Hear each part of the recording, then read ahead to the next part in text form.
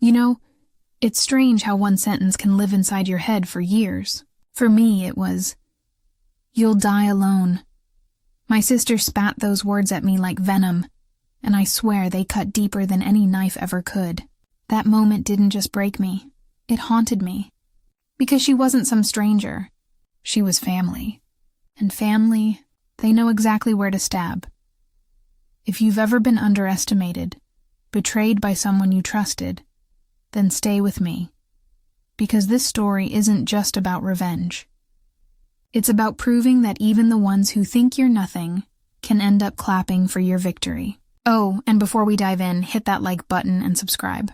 Trust me, by the end of this story, you'll want to see her face when Karma showed up in a white wedding dress. I still remember that day like a movie scene. Her eyes filled with disgust, her voice shaking with rage. "You'll die alone," she shouted across the kitchen table. Everyone froze. Mom stared at her plate. Dad said nothing. And I just stood there smiling through tears, pretending her words didn't tear my soul apart. But inside, I made a silent promise. One day, she'd regret every syllable. Fast forward a few years later. 500 guests were standing, music echoing through the hall, and there she was, sitting in the front row, her jaw wide open. Because that night I didn't die alone. I danced in front of everyone she said I'd never have. But I'm getting ahead of myself. Let's rewind to the part where everything began. Before the flowers, before the music, before the revenge, to the day my own sister decided she wanted to destroy me. And I decided to let her try. I grew up in a house that looked perfect from the outside. You know the kind, white fences, clean curtains, a garden Mom was always proud of. But inside, it was chaos wearing a smile. My sister Lily was the golden child, the smart one, the pretty one, the one who could do no wrong. And me, I was the quiet shadow standing behind her spotlight. Every time we had guests, Mom would brag about Lily's achievements. She got another promotion, or she's seeing someone special. And when it came to me, she'd just say, "Oh, she's doing fine. Fine." That word felt like a punishment. It meant invisible, average, forgettable. I learned early that being silent was safer than trying to be seen. Lily loved reminding me of that. She'd toss little insults wrapped in sugar. "You'd be so pretty if you just tried harder." Or, "You're lucky Mom doesn't expect much from you." She'd laugh, and everyone else would laugh too, thinking it was harmless teasing. But you know what they never realized? The slow poison of humiliation doesn't show right away. It seeps in quietly, and by the time you notice, it's already burned through your self-worth. Still, I tried to be kind. I supported her through everything. Her job interviews, her breakups, her drama. Because that's what sisters do, right?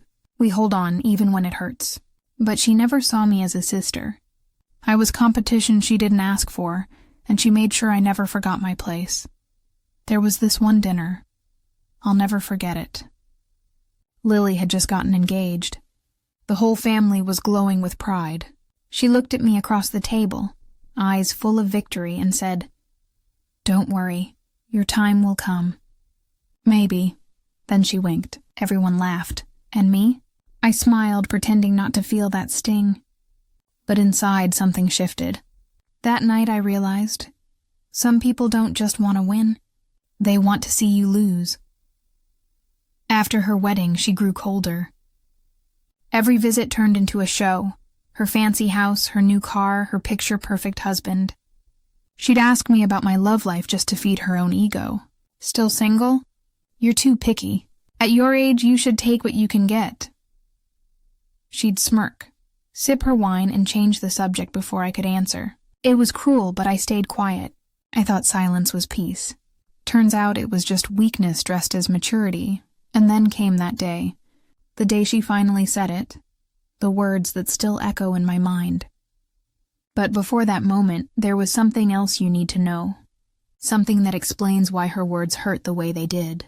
Because by then, I wasn't just heartbroken, I was already broken. It started like any other Sunday. The smell of coffee, the hum of quiet conversation, the kind of calm that never lasts long in my family. Lily had invited everyone over to her house, again. I knew what that meant. Another performance. Another chance for her to prove she was winning at life. She greeted me with that same fake smile she always wore, the one that never reached her eyes. "Oh, you came. I wasn't sure you'd show up. You must be so busy, doing whatever it is you do." She said it sweetly, but the words landed like darts. I laughed it off, of course. That's what I always did. I smiled, stayed polite, and tried to ignore the burn in my chest. At lunch, she started her usual act, talking about her trips, her husband's promotion, her perfect little world. And as always, I just listened, until she turned to me and said, "So still single?" Everyone looked at me. Forks paused midair. My mom cleared her throat. My dad looked down. I could feel my cheeks heat up, but I stayed calm. I said, "Yes, and I'm fine with that." She laughed, loudly. "Fine with that? Come on, nobody's fine being alone. You can keep pretending, but we both know how this story ends." I tried to change the subject, but she wouldn't let go. "You're 35. No ring, no kids, no one waiting for you at home. What happens when mom and dad are gone? Who's going to take care of you then?" Her voice dripped with poison, and every word hit harder than the last. Something in me cracked that day. It wasn't anger, it was something colder. Like a switch flipped inside me. I remember saying softly, "You don't have to worry about me, Lily." But she wasn't done. She leaned in, smiled, and whispered loud enough for everyone to hear, "You'll die alone." The room went silent. I heard the sound of my own heartbeat echoing in my ears. My mom whispered, "Lily, that's enough." But she just shrugged and poured herself more wine, like she hadn't just broken something sacred. I wanted to scream, to throw something, to make her feel an ounce of the pain she'd caused me over the years. But I didn't. I stood up, smiled, and said, "Thank you for dinner." My voice didn't shake. That scared her. I could see it in her eyes. She expected tears, but she got calm instead. And calm, real cold calm, is more terrifying than anger. As I walked out of her house that night, I didn't cry. I didn't call anyone. I didn't even look back. I just drove, no destination in mind, replaying her words over and over again. "You'll die alone." Funny thing is, the more I heard them, the less they hurt. They stopped being a curse and started feeling like a challenge. That was the night something inside me changed. I stopped waiting for validation. I stopped trying to please people who wanted to see me fall. And without even realizing it, I took my first quiet step toward the moment she'd never forget. The day 500 people would prove her wrong. The months after that dinner felt like standing in the ruins of my own life. Everything I believed about family, love, and loyalty was gone. But you know what's strange? Sometimes when life burns everything down, it's actually giving you a clean slate.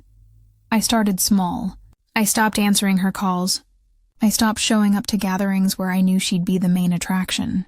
For the first time, I put distance between myself and the chaos. It was quiet, lonely even, but it was also peaceful. And peace, I realized, was something my sister had never known. Work became my therapy. I threw myself into it, stayed late, learned new skills, volunteered for things no one else wanted to do. My boss noticed. Within a year, I got promoted. Twice. The same people who used to overlook me were suddenly asking for my input. It felt good.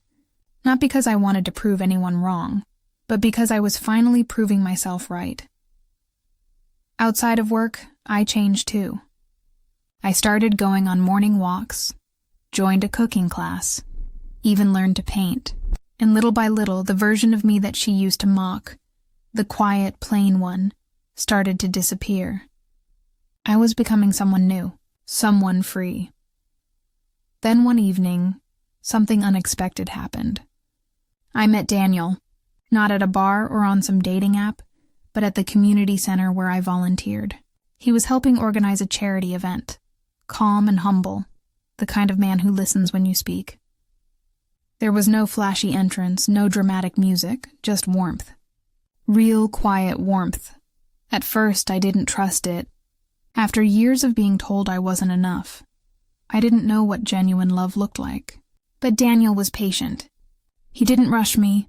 He didn't need me to be perfect. He just wanted me to be me. Weeks turned into months. We started spending weekends together.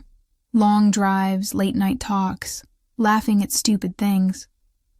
He met my parents before I even realized how serious it had become, and for the first time I wasn't hiding. I wasn't afraid. Meanwhile, Lily had no idea. I hadn't told her anything. She still believed I was the same lonely woman sitting in her shadow. And that's what made it sweeter. She was too busy posting perfect pictures of her life online, too busy pretending everything was fine, while her own marriage was quietly falling apart. People noticed. I did too, but I stayed silent. I had learned the power of silence. It's what makes noise so much louder when the time is right. By the time Daniel proposed, my life had changed completely. We were surrounded by friends, real friends, not the ones who only stayed for gossip. He got down on one knee in front of everyone, and as I said, yes, I remember thinking, I wish she could see this. But I also knew she would. Eventually, I didn't rush to tell her, not yet. Some stories are best told by surprise. And this one? Oh, I wanted her to feel it. The same way she once made me feel small, invisible, unworthy. Except now I wasn't seeking revenge. I was living it. Quietly, gracefully, and with a diamond on my hand that spoke louder than any insult ever could. But when she finally found out, her reaction wasn't what I expected. It was worse. Much worse. When the engagement news finally broke, it wasn't because I told anyone. My mom did. She was over the moon. She couldn't hold it in. She called my sister right after Daniel proposed, her voice bursting with excitement. "Lily, your sister's getting married," she said. And just like that, my peace turned into the storm I knew was coming. Lily didn't call to congratulate me. Not that day, not the next, not even the week after. I knew she'd heard. She just couldn't accept it. Because in her world, I wasn't supposed to win. I wasn't supposed to find love, success, or happiness. I was supposed to stay beneath her, quietly surviving while she thrived. But now the story had flipped. 2 weeks later, I got a message from her. Just one line. "So, who's the unlucky guy?" I laughed when I read it. The old me would have cried, maybe even tried to defend myself. But that version of me was gone. I just replied, "You'll meet him soon."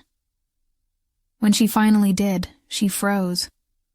Daniel was everything she'd ever pretended to have. Kind, confident, grounded. He shook her hand, looked her in the eye, and thanked her for coming over. I could almost see the gears turning in her head, trying to find something, anything to criticize. But she couldn't. Not this time. At dinner she tried to play nice, but her words still carried that sharp edge. "He seems decent," she said, smiling at me like it was a compliment. Then she turned to Daniel. "You know, my sister can be quite the handful when she wants to be." Daniel smiled back, calm and unbothered. "I know," he said softly. "That's what I love about her." The silence that followed was pure gold. Lily blinked, forced a laugh, and changed the subject. For the first time in my life, she had nothing left to throw at me. But the tension didn't stop there. Word spread fast. Friends, relatives, even neighbors started talking about the wedding. And the part that stung her most? Everyone wanted to come. My inbox was flooded with congratulations and RSVPs. People who once ignored me were now excited to celebrate with me. Mom told me Lily wasn't taking it well. Apparently, she'd made a few snide comments. How I was overdoing it. How it was just a wedding, not a royal event. But underneath that sarcasm, I knew what it really was. Fear. Fear that the world was finally seeing me the way she never wanted them to. I invited her, of course. Not out of obligation, but because I wanted her to witness it, to see everything she said I'd never have. I even sent her a front-row seat invitation embossed in gold. When she opened it, she texted me one sentence. 500 guests? Trying to prove something? And for once, I answered honestly. No, Lily, I already did. After that, she went silent. Weeks passed with no call, no message. But I knew she'd show up. People like her always do. They can't resist seeing if the people they tried to break actually stayed broken. What she didn't know was that I wasn't the same person she used to bully. I was no longer trying to win her approval. I was standing on my own, stronger than ever, surrounded by people who truly cared. Still, deep down, I'd be lying if I said I wasn't nervous. I could feel something building, a final storm before the calm. The kind that leaves everything changed, and that storm arrived the night before the wedding. The night before the wedding, sleep felt impossible. My mind was alive with flashes of the past, the insults, the laughter, that one sentence that used to haunt me, "You'll die alone." It was strange how, even after everything I'd overcome, her voice still echoed in my head. But this time it didn't sting. It fueled me. The house was buzzing with excitement. My friends were decorating, the planners were finalizing last-minute details, and Mom was fluttering around like she'd just won the lottery. The guest list had grown far beyond what I imagined. Over 500 people were coming.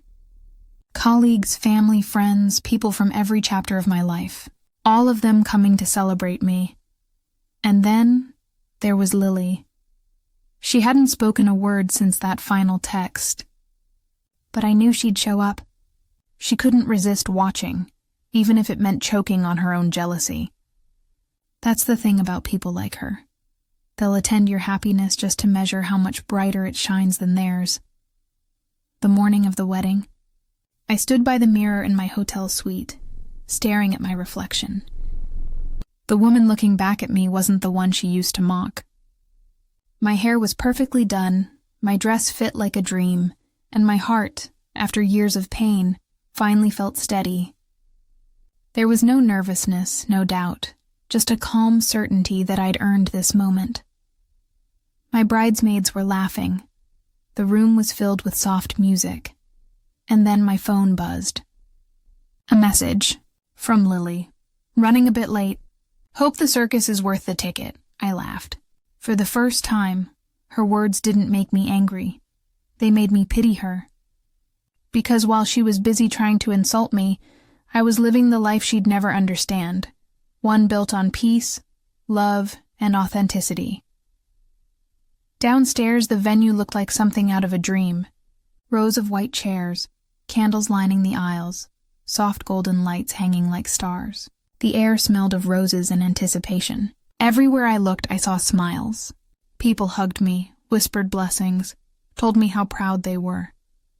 And in every single face, I found a little piece of the validation I never got from her. Then, just before the ceremony began, I saw her. She walked in wearing an expensive dress, chin high, smile tight. Every step she took screamed pride, but her eyes betrayed her. There was envy there and something else. Confusion. Like she couldn't quite process how the sister she spent years belittling had built something so beautiful without her help. Our eyes met. For a second, neither of us looked away. I didn't smile. I didn't glare. I just looked at her, calm and steady, letting the silence say everything words couldn't. She blinked first, as the music began to play and I took my first step down the aisle. I felt this surge of power, not arrogance, not revenge, but liberation. Every painful word, every cruel laugh, every night I cried alone, it all led to this walk. To this exact moment where I proved, not to her, but to myself, that I had survived. And yet, as I reached the altar, something unexpected happened. Out of the corner of my eye, I saw her wiping her cheek. Was it envy? Regret? Maybe both. But for the first time, I didn't care. because her opinion, her judgment, her venom, they no longer had a home inside me. The vows, the laughter, the applause, it all blended into this golden haze of joy. When Daniel slipped that ring on my finger, I glanced toward her. Her jaw was clenched, her eyes wide, and in that moment, I didn't feel the need to win. I just felt free. But the real surprise came later that night, when she approached me. The night glowed with laughter, music, and the soft shimmer of candles. The kind of night that makes you forget pain ever existed. Daniel and I were surrounded by family and friends, all smiling, all celebrating. Everywhere I looked, there was warmth. But out of the corner of my eye, I could feel her gaze, Lily's, heavy, unblinking, searching for a crack in my happiness that didn't exist. Dinner had ended. The first dances were done, and people had started to gather near the bar. I'd been laughing with an old friend when I felt a tap on my shoulder. I turned, and there she was. Lily. She stood there, her smile forced, her voice just a little too sweet. "You look nice," she said. "Just nice. Not beautiful, not radiant nice. The kind of compliment you give when you're choking on your own pride." "Thank you," I said, keeping my tone calm.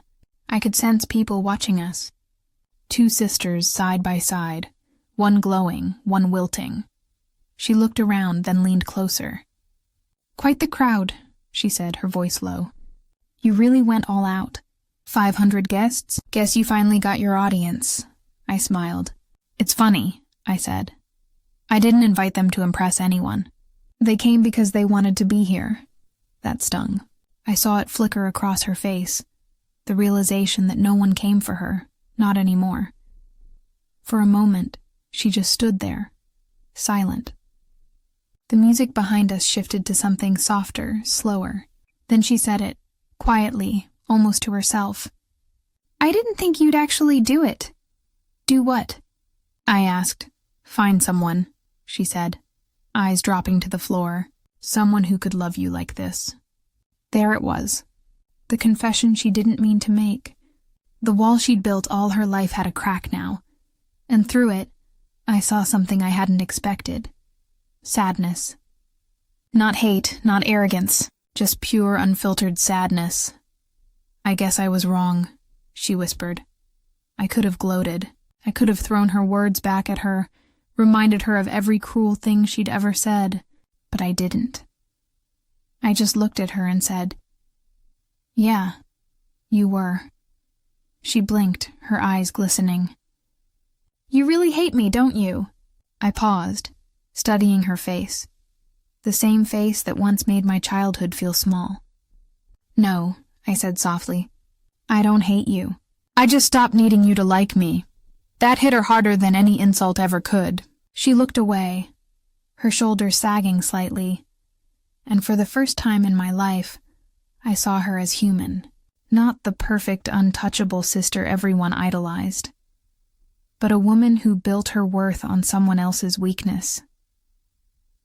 Before she could respond, Daniel came up beside me, wrapping an arm around my waist. He smiled politely at her, then kissed my forehead. That simple gesture, one of love, not victory, said everything. Lily gave a small nod, forced a smile, and whispered, "Congratulations." Then she turned and walked away, disappearing into the crowd. I watched her leave, feeling something I hadn't expected, relief. Not triumph, not satisfaction, just peace. The kind that comes when you finally realize the war you've been fighting was over long ago. When the music swelled again, Daniel took my hand. We walked out to the dance floor, surrounded by cheers and laughter. I glanced once more toward the empty chair in the front row where Lily had been sitting. And for the first time, her absence didn't hurt.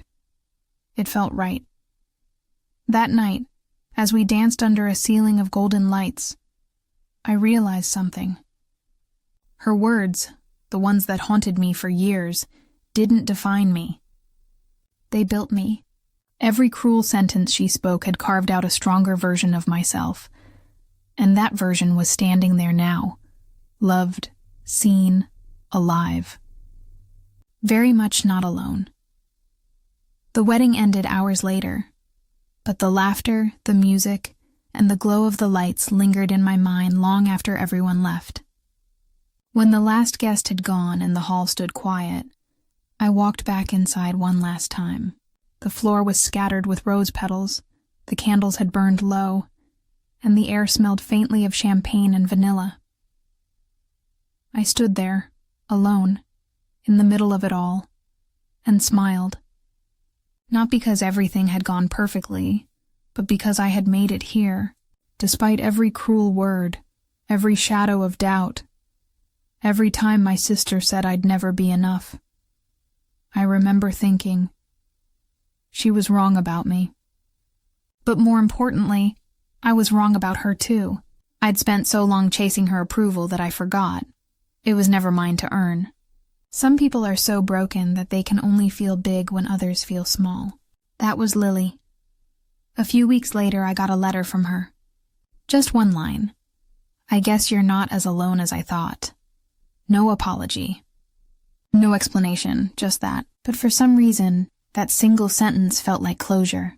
Because for the first time, she admitted I had something she couldn't take away. Love. I didn't reply. Not out of anger, but peace. You can't fight with someone who's already lost their war. After that day, my life changed. Not dramatically, not like in the movies. But quietly. I stopped apologizing for being happy. I stopped shrinking myself to make others comfortable. And I started living. There are moments now, in the mornings when Daniel makes coffee or when I look at our wedding photos, that I still think of her. Not with bitterness, but with a strange kind of gratitude, because if she hadn't told me I'd die alone, maybe I never would have learned how to build a life that stands on its own. Funny how the harshest words sometimes become the seeds of our strength, and maybe, just maybe, that's what Lily taught me. That no matter who tries to define your worth, the only opinion that truly matters is the one you hold when you look in the mirror. So if you're watching this, and someone out there has told you that you'll end up alone, forgotten or unloved, remember this night. Remember my story. You don't need 500 guests to prove them wrong. You just need one truth. You were never meant to be loved by everyone, just by the right ones. And when you find those people, you'll never be alone again. If you've stayed with me till now, I want you to remember this one truth. People's words only have power if you let them. My sister's voice used to echo in my head like a curse. You'll die alone. I carried it for years, believing it, fearing it, letting it shape how I saw myself. But that night at my wedding, surrounded by laughter, love, and 500 faces who genuinely cared, her words finally lost their meaning. Because the moment you stop living to prove someone wrong, you start living for yourself. I didn't win that night because I had the bigger crowd or the prettier dress. I won because I chose peace over pride. I let go of needing her approval, and I found something far more valuable, my own. Life has a strange way of balancing things. Sometimes, the people who break you are the same ones who push you toward becoming unbreakable. And sometimes, the cruelest sentence someone throws at you becomes the spark that lights your entire future. If you're listening to this, and there's a voice in your life, maybe a parent, a sibling, an ex, a friend, who's told you you'll never make it, let me tell you this. You don't need to fight them forever. Just grow quietly, heal deeply. Let your success, your peace, and your joy be the loudest reply. Because in the end, you won't need to say a word. The life you build will speak for itself. So to the sister who once spat that I'd die alone, I don't hate you. I thank you. You taught me the hardest, most beautiful lesson of all. That love built from self-worth is unshakable. And to everyone watching, don't let anyone convince you that you're unworthy of happiness. Prove them wrong not with revenge, but with the way you live. If this story meant something to you, hit that like button. Not for me, but for yourself. Because maybe today is the day you stop believing the lies and start writing your own ending. You're not alone. You never were.